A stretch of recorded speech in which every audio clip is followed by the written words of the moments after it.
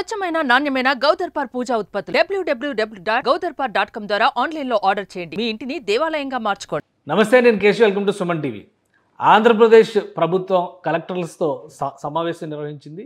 ఈ సమావేశం ద్వారా రాబోయేటువంటి 100 రోజులకు కావాల్సినటువంటి ప్రణాళికని, దిశానిర్దేశాన్ని ముఖ్యమంత్రి చంద్రబాబు నాయుడు, ఉప ముఖ్యమంత్రి పవన్ కళ్యాణ్, అలానే మంత్రివర్గ సహచరులు చేశారు. అసలు ఈ కాన్ఫరెన్స్ హైలైట్ ఏంటి? దీని ద్వారా ఆంధ్రప్రదేశ్ ప్రభుత్వం ఏ సందేశం ఇవ్వాలని భావిస్తుంది? ముఖ్యంగా అధికార వ్యవస్థలో ఉన్నటువంటి ఇబ్బందుల్ని అధిగమించేందుకు ఎలాంటి చర్యలు తీసుకోబోతున్నారు? ఈ అంశాలపైన విశ్లేషణ చూద్దాం. మనతో పాటు పొలిటికల్ అనలిస్ట్ చంద్ర శ్రీనివాస్ గారు ఉన్నారు. చంద్ర శ్రీనివాస్ గారు నమస్కారం. నమస్కారం అండి. కలెక్టర్స్ కాన్ఫరెన్స్ జనరల్గా గవర్నమెంట్ మారిన వెంటనే వాళ్ళ ఐడియాలజీ, వాళ్ళ ఫిలాసఫీ, వాళ్ళ డైరెక్షన్స్ ఇచ్చేటువంటి క్రమంలో పెట్టడం అనేది సహజం. సో ఇప్పుడు పెద్ద ఎత్తున సెక్రటేరియట్ భవనంలోనే, సెక్రటేరియట్లో ఉన్నటువంటి 5th బ్లాక్లోనే సమావేశం నిర్వహించారు మొత్తం మంత్రివర్గ సహచరులు అందరితో కలిసి చంద్రబాబు నాయుడు గారు. సో ఏ విధంగా దిశానిర్దేశం చేశారు? 100 రోజుల ప్రణాళిక అంటున్నారు, ఏంటి అందులో మూల సూత్రం? డెఫినెట్గా అండి. అంటే ప్రభుత్వం కూటమి అఖండ మెజార్టీతో గెలిచిన తర్వాత ఫస్ట్ మీటింగ్ కలెక్టర్లు అందరూ కూడా క్షేత్రస్థాయిలో ఉండేది వాళ్ళే కాబట్టి పరిపాలన ప్రభుత్వ ఏదైతే హామీలు ఇచ్చిందో అది అమలు చేయాల్సిన బాధ్యత కలెక్టర్లదే. కాబట్టి వాళ్ళకి దశ నిర్దేశం చేయటం, ఎలా ఉండాలనేది చెప్పటం ఈ రోజున ముఖ్యమంత్రి, ఉప ముఖ్యమంత్రి గారు చాలా చక్కగా, స్పష్టంగా, సూటిగా చెప్పారని మనం అనుకోవాలి. ముఖ్యంగా ముందుగా ఎందుకంటే ఆ శాఖలు గ్రామీణాభివృద్ధి, పంచాయతీరాజ్ శాఖలు కనుక చూస్తే కనుకండి, కేశవ్ గారు ఆ శాఖలకి బాధ్యత వహిస్తున్న ఉప ముఖ్యమంత్రి గారు ఆయన పడిన ఇబ్బందులు కూడా వాళ్ళకి గురించి వివరించాడు. ఎందుకంటే యంగ్ అండ్ డైనమిక్ కలెక్టర్లని, ప్రిన్సిపల్ సెక్రటరీని అందరినీ వాళ్ళని ఉదరిస్తా సెల్ఫ్ రెస్పెక్ట్, మీ ఇంటిగ్రిటీని ఎక్కడ కూడా వదులుకోవద్దు, మా నుంచి, మా మంత్రివర్గం నుంచి కావచ్చు, మా ఎమ్మెల్యే నుంచి ఎటువంటి ఇబ్బందులు ఉంటే మా దృష్టికి తెలియజేయమన్నారు. ఈ మాట ఎప్పుడు కూడా గత 5 సంవత్సరాల్లో మనం చూడలే. అది అంటే వాళ్ళలో మీకు ఎంతో కష్టపడితే తప్పితే ఈ దేశంలో కొన్ని లక్షల మందిలో 100 మంది సెలెక్ట్ అయ్యేది. అటువంటి గొప్ప ఉద్యోగులు ఐఏఎస్లు, ఐపీఎస్లు ఉన్నారు. గత 5 సంవత్సరాల్లో మీకు ఎటువంటి ఇబ్బందులు ఎదుర్కొన్నారో మనం చూసాం. ఆట బొమ్మల్లాగా వాడుకున్నారు ఐఏఎస్లని, ఐపీఎస్లని. చివరికి మేము రాష్ట్రంలో రావాలంటే రాష్ట్ర బార్డర్లోనే మమ్మల్ని ఆపేశారంటే అనేక ఒడిదుడుకుల నుంచి, ఇబ్బందుల నుంచి, వ్యవస్థల మీద గౌరవంతో మేము ఆంధ్రప్రదేశ్ ప్రజల కోసం ఇన్ని ఇబ్బందులు పడినా మేము వచ్చాం. అది జరగకుండా చూసుకుందాం, మంచి సుపరిపాలన మీ ద్వారా రావాలి అని చెప్పటం ఒక మంచి పరిణామంగా మనం భావించాం. ఈ 100 days యాక్షన్ ప్లాన్ ఏంటి? రాబోయే రోజుల్లో విజన్ డాక్యుమెంట్ కూడా రిలీజ్ చేస్తాం, విజన్ 27 వికసిత ఆంధ్రప్రదేశ్ అని చెప్పని ప్రభుత్వం చెప్తుంది. అందులో కలెక్టర్స్ కానీ అధికార యంత్రాంగం పాత్ర ఎలా ఉండొచ్చు? డెఫినెట్గా అండి, వాళ్ళదే కదండి ప్రభుత్వాన్ని ఇచ్చేసింది. వాళ్ళు పర్ఫెక్ట్గా ఉంటే పరిపాలన బాగుంటుంది. ఆయనకి మీరు చెప్పినట్టు గతంలో అనుభవాలు 5 సంవత్సరాలు వ్యవస్థలు ఎంత ఇబ్బందులకు గురైనవి, రాష్ట్ర విభజన తర్వాత ఆంధ్రప్రదేశ్ ఎంత లాస్ అయింది, ఇప్పుడు ఈ 5 సంవత్సరాల్లో మనం ఎంత అభివృద్ధి చెయ్యాలి అనేది తీసుకెళ్లారు. ఫస్ట్లో ఈ దేశ చరిత్రలోనే కాకుండా రాష్ట్ర చరిత్రలో ఎప్పుడు లేని విధంగా 13,326 గ్రామాల్లో ఒకేసారి ఉపాధి హామీ పథకం సంబంధించిన ఇది మీటింగ్లు పెడతామన్నారు. అది మంచి పరిణామం. ఎందుకంటే ఒక్కసారి క్షేత్రస్థాయిలో ఫీల్డ్ లెవెల్ సిబ్బంది ముందు వెళ్తానికి అవకాశం ఉంటుంది.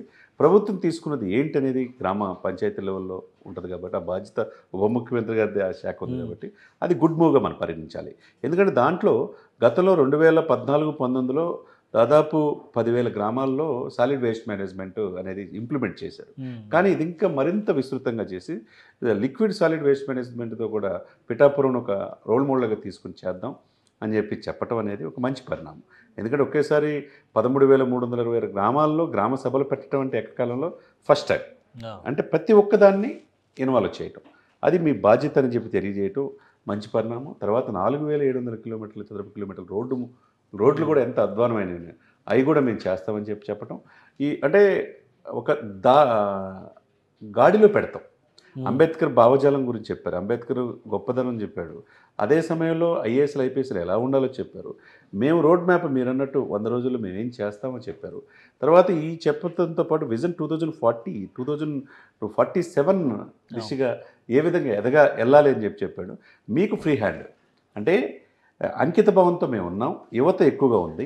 కలెక్టర్లు కనుక మీరు చక్కగా చేస్తే మేము ఏదైతే వాగ్దానాలు ఇచ్చి అంటే 96% సక్సెస్ రేట్తో మేము వచ్చాం, 164 సీట్లు వచ్చినాయి, ప్రభుత్వం ఇచ్చారు కాబట్టి మీరు మరింత బాధ్యతతో, పారదర్శకంగా చేయమన్నాడు. గుడ్ గవర్నెన్స్ పవన్ కళ్యాణ్ గారు చెప్పిందంటే ఉప ముఖ్యమంత్రి గుడ్ గవర్నర్స్ అకౌంటబిలిటీతో మీరు ఉండండి, మీరు కనుక సమర్థవంతంగా చేస్తే మేము ఏదైనా కానీ సపోర్ట్ చేయడానికి ఉంటుంది అనేది దిశ నిర్దేశించేయటం అనేది.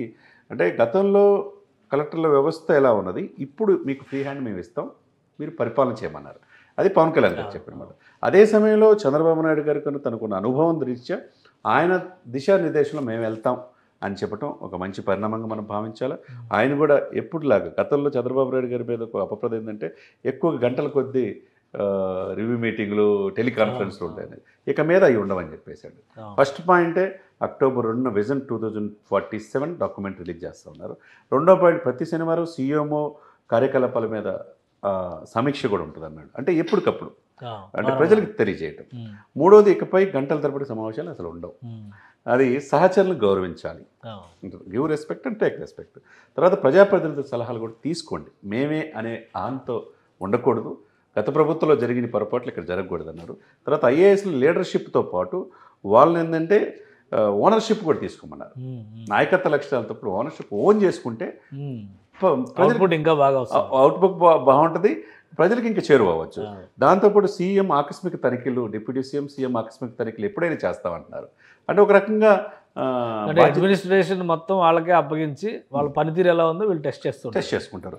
ఆ తర్వాత ప్రతి నెల 1వ తారీఖు పేదలకు సేవా దినం అని ఒకటి ప్రకటిస్తున్నారు. అది చాలా మంచి ప్రజలు ఆ రోజు ఎట్లాగో ఆల్రెడీ మీటింగ్లో అప్రిషియేట్ చేశారు కదా, మొత్తం అధికార యంత్రాంగం నిబద్ధత వల్లనే 1వ తేదీ పెన్షన్లనే గత 2 నెలలుగా సకాలం మరింత పారదర్శకంగా ఉంటుంది. సో అదే దృష్టిలో పెట్టుకొని పేదల సేవా దినం కింద అది మంచి గుడ్ మూవ్, ప్రజలు అట్రాక్టివ్ అవుతారు.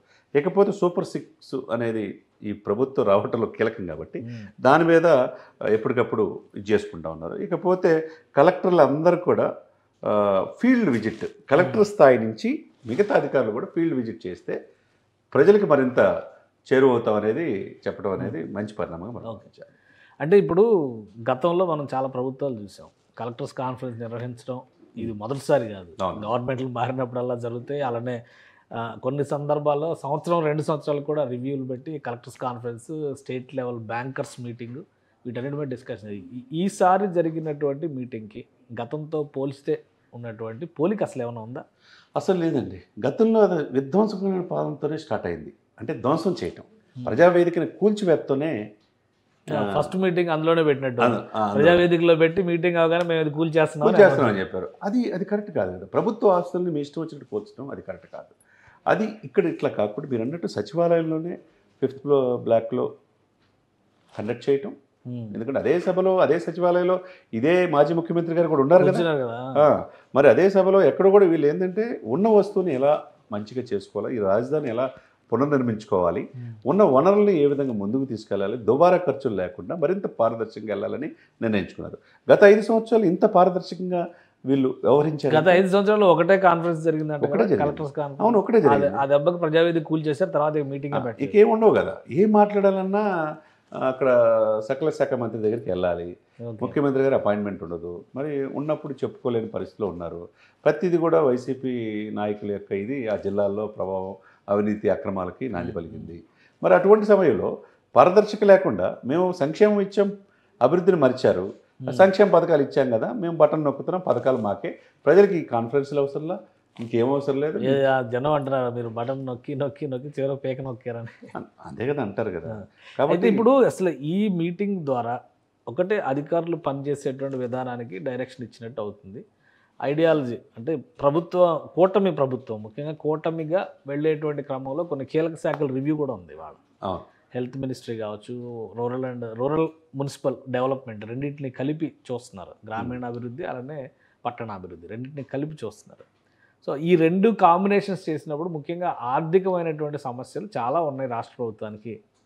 దీనికి పరిష్కారాలు ఏంటనేది కలెక్టర్స్ కాన్ఫరెన్స్లో చర్చకు వస్తుందా? ఎందుకంటే ప్రతి సందర్భంలో నిధుల కొరత అనేది ప్రతి పథకానికి వేధింపులు. ఇప్పుడు పవన్ కళ్యాణ్ గారు అనౌన్స్ చేశారు, ఇంటింటికి కొళాయిల కనెక్షన్స్ ఇస్తాం మేము అని చెప్పని. అసలు చేయాలంటే నిధులు ఉన్నాయా? ఏ విధంగా ఇది ఓవర్కమ్ అవుతారు?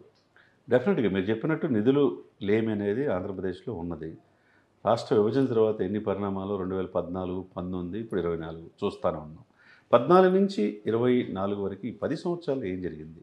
5 సంవత్సరాలు ఏం జరిగింది? పూర్తి భవనాలు కట్టలేకపోయారు. తర్వాత ఈయన 5 సంవత్సరాలు ధ్వంసమైన ఇది జరిగింది తప్పితే ఎక్కడ కూడా కేంద్ర ప్రభుత్వం నిధులు తీసుకురావటం రాబట్టడంలో విఫలమైపోయారు. కాబట్టి విఫలమయ్యారు కాబట్టి వాళ్ళని ప్రజలు తిరస్కరించారు. ప్రధాన ప్రతిపక్ష హోదా లేకుండా 11 సీట్లకి పరిమితం అయిపోయింది. మరి 164 సీట్లు ఇచ్చి ఇక్కడ 96% సక్సెస్ రేట్తో ఈ కూటమిని ఇచ్చినప్పుడు ఈ కూటమికి సెంట్రల్ గవర్నమెంట్ చేతునివ్వాలి. సెంట్రల్ గవర్నమెంట్ ఎప్పటికప్పుడు ఇస్తే రాష్ట్రం వెసులుబాటు, రాష్ట్రం కేంద్రాల మధ్య ఇప్పుడు సర్కారీ కమిషన్ కావచ్చు, వేరే కమిషన్లు కేంద్ర రాష్ట్రాల సత్సంబంధాలు ఉంటే హ్యాపీగా నిధులు తెచ్చుకోవచ్చు. ఆ సత్సంబంధాలు గతంలో కేసీఆర్ గారికి మోదీ గారికి లేకపోబట్టి ఇదయింది. మరి రేవంత్ రెడ్డి గారు అంటే డిఫరెంట్గా ఆయన వర్షంలో ఆయన వెళ్తున్నాడు. ఇప్పుడు దాదాపు 50,000 కోట్లు పెట్టుబడులు పెట్టడానికి అమెరికా వెళ్ళాడు.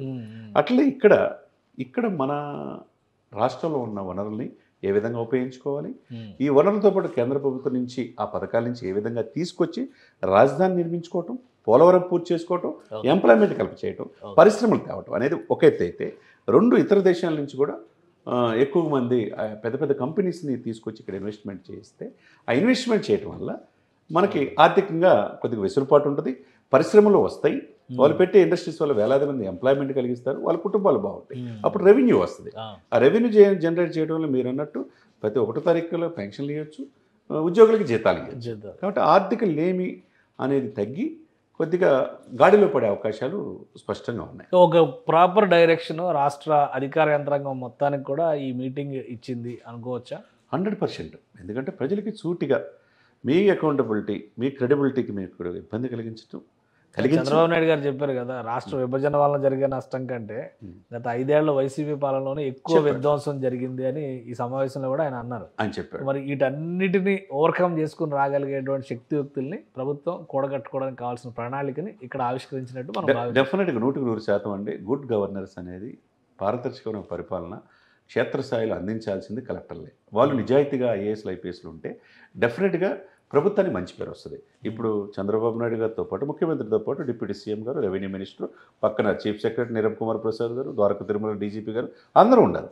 అంటే మొత్తం కంప్లీట్ రాష్ట్రం అంతా ఒక చోట ఉంది. ఈ ఒక్క చోట నుండి ఈ 2 రోజులు జరిగే ఈ సమావేశాల్లో ప్రజల క్షేత్రస్థాయిలో ప్రజలకి ఏమి వాగ్దానాలు ఇచ్చి మేము వచ్చాం, ఈ అస్తవ్యస్తమైన వ్యవస్థ నుంచి గాడిలో పెట్టాలంటే మీ సూచనలు కూడా ఇవ్వమంటున్నారు, కలెక్టర్లు కూడా ఇవ్వమంటున్నారు.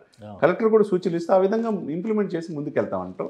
ఒక మంచి ఒరవడికి మనం ఈ రోజున ఈ జరిగే నాంది పడినట్టే మనం అనుకోవాలి. రైట్. థ్యాంక్ యూ శ్రీనివాస్ గారు. ఇది ఆంధ్రప్రదేశ్లో జరుగుతున్న కలెక్టర్స్ కాన్ఫరెన్స్ ఒక స్పష్టమైనటువంటి దిశానిర్దేశం చేయడం, ప్రస్తుతం ఆంధ్రప్రదేశ్కి తగిలినటువంటి విభజన గాయాలు, గత 5 ఏళ్లలో వచ్చినటువంటి ఆర్థిక విచ్చిత్తి, ఈ 2 అంశాలను దృష్టిలో పెట్టుకునే ఒక పక్క ప్రణాళికతో రాష్ట్ర ప్రభుత్వం ముందడుగు వేస్తుంది. ఈ సమావేశాల ద్వారా ఒక ఎజెండాని ఇవ్వడంతో క్షేత్రస్థాయిలో వాటి అమలుకు కూడా మార్గం సుగమం అవుతుందని చంద్ర శ్రీనివాస్ గారు అంటున్నారు. ఇది special discussion. Keep watching. Suman టీవీలో మీ పర్సనల్ అండ్ బిజినెస్ ప్రమోషన్స్ కోసం కింది నెంబర్కి కాంటాక్ట్ చేయండి.